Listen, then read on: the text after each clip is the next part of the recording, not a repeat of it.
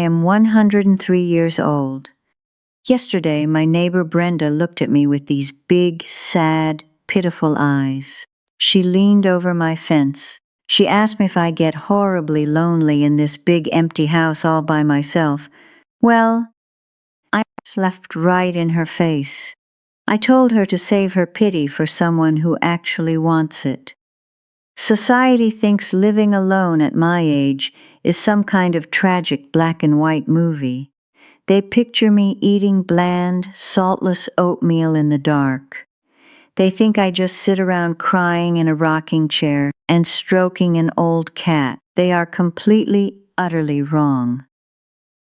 Living solo is not a waiting room for the graveyard sugar. It is the ultimate magnificent luxury. It is absolute unfiltered freedom. You see, people think getting old means you just shrink away into a quiet little corner. They want you to be a good, quiet old lady. I refuse to be quiet. I refuse to be miserable. I spent decades compromising my peace for other people. I cooked, I cleaned, I smiled when I wanted to scream. I am done with all of that nonsense now. My house, my rules. Today, I am pulling back the heavy velvet curtain. I am going to reveal my top 5 guilty pleasures of living entirely alone. These are the selfish little joys that keep my brain sparkle alive. I do not care if society thinks I am crazy. I do not care if my family rolls their eyes. I guard my peace like a junkyard dog.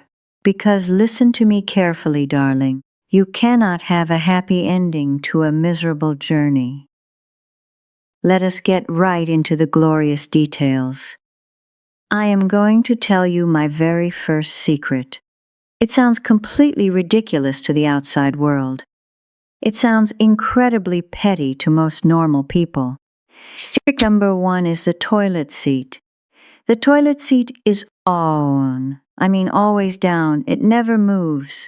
It stays in the exact same position all day and all night. Let me paint a vivid picture for you. You are happily married for 50 long years. You share one tiny, cramped bathroom with a man. You wake up at 2 o'clock in the morning. Your old joints ache terribly. Your aging bladder screams at you. You shuffle slowly down the dark, chilly hallway. You do not turn on the bright overhead bathroom light. You desperately want to stay sleepy. You blindly turn around. You sit down, boom. You fall straight down into the freezing cold toilet bowl water. Your heart stops completely. You gasp for air. You let out a quiet, pathetic scream. Your husband snores loudly in the very next room. You drag your soaking wet self out of the porcelain bowl. You shiver violently in the dark. You reach blindly for a clean towel. You step firmly on a soaking wet, heavy towel on the cold tile floor. You instantly smell the sour, disgusting mildew. You finally flip the light switch. You squint against the painful brightness. You look at the sink. You see dried, crusty blue toothpaste spit splattered all over the clean mirror. You find tiny beard hairs everywhere. You see an empty toilet paper roll left on the silver holder. The new roll sits lazily on the counter just 2 inches away. You wipe up the cold water. You scrub the porcelain sink in the middle of the night. You feel a deep, heavy exhaustion sink right into your bones. You spend your entire life cleaning up small messes for other people. You constantly adjust your own comfort for someone else. That is the harsh reality of sharing space. It is constant, daily friction. Well, daily friction slowly grinds down your spirit over the decades. It quietly chips away at your peace and your energy. Now, my bathroom is a pristine, silent sanctuary. It always smells exactly like fresh lavender soap. My thick towels are perfectly dry and warm. The glass mirror is absolutely spotless. I walk in at 2 in the morning with my eyes completely closed. I sit down confidently, I meet solid, warm plastic every single time. It is a tiny, incredibly selfish miracle. I guard this piece with my life. Eliminating that ridiculous bathroom stress is my ultimate longevity secret. Let us move smoothly to secret number 2. I proudly call this the remote control dictatorship. Remember my golden rule: my house, my rules. The television is my absolute domain. Last Tuesday afternoon was lovely and quiet. I sat comfortably in my favorite floral armchair. I held a warm cup of Earl Grey tea. I watched a wonderful, slow British murder mystery. The detectives wore lovely tweed coats. Then the heavy front door opened. Sonny Boy came to visit his mother. I love my son dearly. I really do. But he brings a storm of loud chaos with him. He walked heavily into the living room. He wore his big leather work boots. He sighed loudly about his busy day. He completely ruined my quiet atmosphere. He immediately grabbed the black remote control from my clean coffee table. He did not ask for permission. He just clicked the power button. He changed the channel straight to the 24-hour news network. Suddenly, angry men in expensive suits yelled aggressively through my television speakers. Bright red and yellow banners flashed wildly across the bottom of the screen. Big bold letters screamed about a national crisis. The volume was absolutely deafening. The peaceful silence of my home shattered into a million pieces. My heart rate spiked immediately. My chest felt tight and anxious. I felt the outside world trying to invade my safe space. Society constantly says a good mother compromises. Society says I should pretend to care about the shouting politicians to make my son happy. Society tells old women to just smile and nod. I completely refuse. I quickly use the gray rock method. I made my wrinkled face completely blank. I showed absolutely zero emotion. I smiled a very sweet, very cold smile. I looked directly at his hands. I held out my empty palm. I spoke very quietly and slowly. I told him the only breaking news I care about is who poisoned the poor Earl in my mystery show. I firmly told him to give the plastic remote back to his mother immediately. He blinked in sheer surprise. He handed it over slowly. He sat awkwardly in total silence. I changed the channel back. We watched the smart detectives finally find the hidden poison vial. It was a truly delightful afternoon. You see, letting loud, angry noise into your brain ruins your entire day. It steals your precious joy and replaces it with fake panic. I protect my brain's sparkle fiercely against the outside world. I do not watch the loud news. I do not listen to people argue about things I cannot control. I control the television remote. I control the emotional peace. My third guilty pleasure is absolute dietary anarchy. Society tells women to be the ultimate perfect kitchen manager. You spend your entire adult life standing over a dangerously hot stove. You chop hard carrots until your aging wrists physically ache. You carefully roast a massive heavy turkey for the holidays. You wipe down greasy counters and load heavy dishwashers every single night. You constantly ask your family what they want for dinner. They always say they do not care. You spend 2 hours cooking a beautiful, complicated meatloaf. You place it carefully on the dining table. Your husband looks at it. He sighs loudly. He asks if you have any hot sauce. I lived that exact frustrating scenario for 50 long years. I cooked thousands of completely unappreciated meals. Now I practice complete rebellion in my own kitchen. It is a glorious feeling. I woke up last Wednesday at exactly 7 in the morning.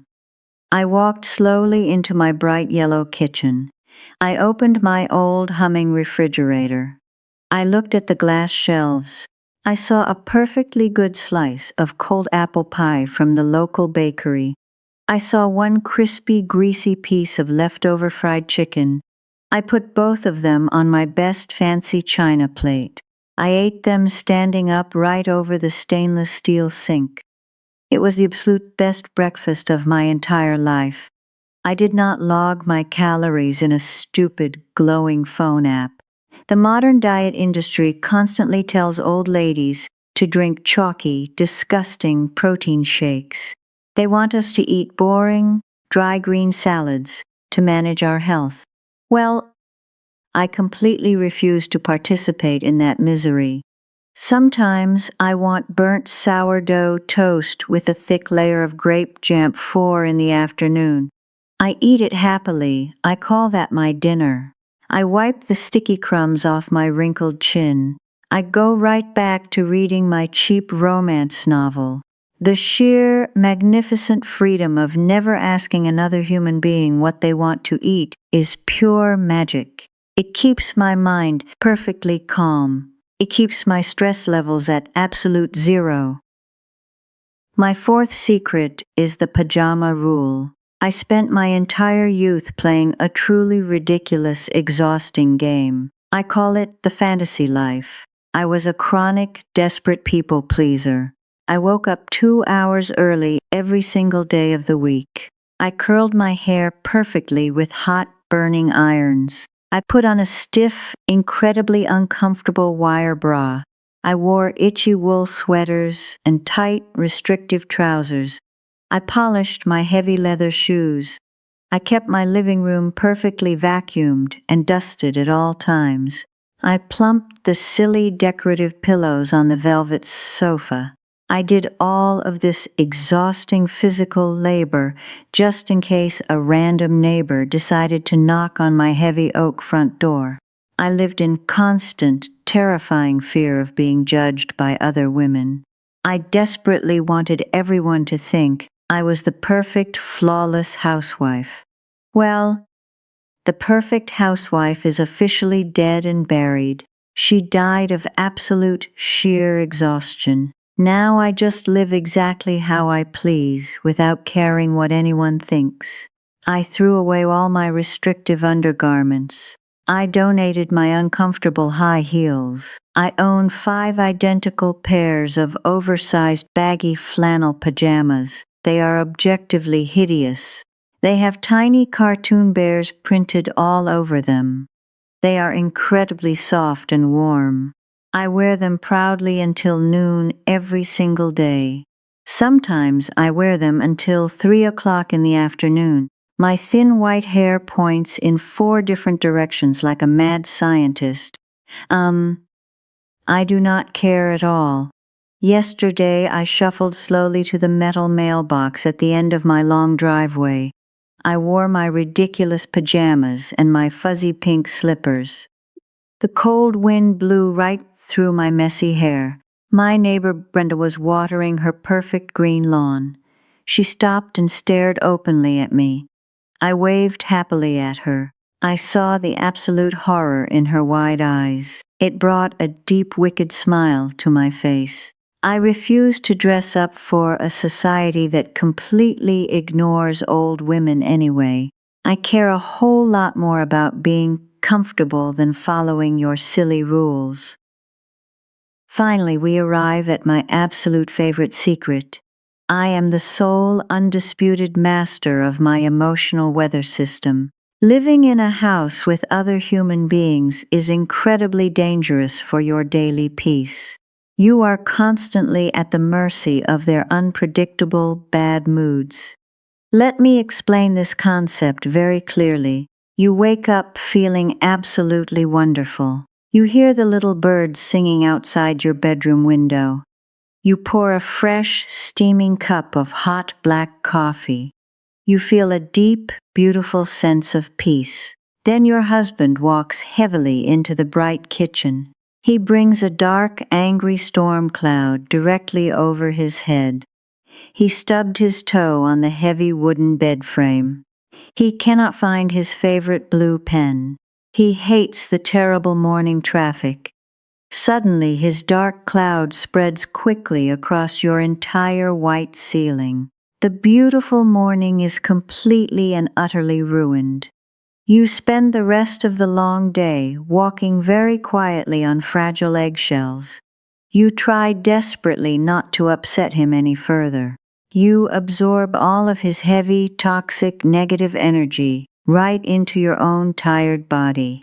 I lived in that unpredictable, stormy weather for decades. I constantly swallowed my own happiness to try and quietly fix someone else's terrible day. Now, I live completely and totally alone. The weather inside my house is entirely up to me. If I am happy, the warm sun shines brightly in my quiet living room. If I feel a little grumpy, I sit peacefully with my own gentle rainstorm. Nobody yells at the loud television. Nobody throws a childish tantrum about a missing black sock in the laundry basket. No one brings their heavy, stressful baggage into my safe sanctuary. Society says we need constant companionship to survive. They say living alone is a sad punishment. They are completely wrong. It is always a perfectly sunny, peaceful 72 degrees in my personal emotional climate. I fiercely protect this beautiful weather. I am the absolute ruler of this quiet kingdom. So please do not let society make you feel small. They want you to feel bad about living completely alone. Living solo is definitely not a cruel punishment. It is a magnificent, hard-earned reward. You earned this beautiful peace. You survived decades of loud noise. You survived endless compromises and dirty kitchens. Now you get to build your very own world. You get to be the absolute ruler of your quiet kingdom. You need to protect your precious brain sparkle every single day. Do not apologize for your soft pajamas. Do not apologize for eating cold pie at sunrise. You are doing exactly what you want. That is the true secret to a very long, happy life. I want you to do something very specific for me right now. I want you to put your heavy, glowing phone down. Look away from the bright screen. Look around your wonderfully quiet living room. Take a very deep breath. Smell that clean air. Listen to that absolute gorgeous silence. Well, nobody is going to barge in and ruin it. Nobody is going to demand a hot meal right now. You are completely safe. You are wonderfully free. Go walk over to your window. Look out at the wide sky. Enjoy your own beautiful company today. You are the very best companion you could ever ask for. Now go enjoy your incredible, peaceful kingdom, darling. Before you go enjoy your day completely, I am very curious about your own quiet kingdom. I shared my ridiculous secrets with you. I told you about my toilet seat rule. Now it is your turn. Think about your absolute favorite solo perk. What little luxury makes you smile the most in your empty house? Maybe you leave your clean laundry in a giant pile for 3 days. Maybe you sing very loudly in the kitchen at midnight. I want you to type the word mine down in the comments. Tell me about your funny little solo joy. Let us celebrate our beautiful freedom together. Now go have a truly wonderful day.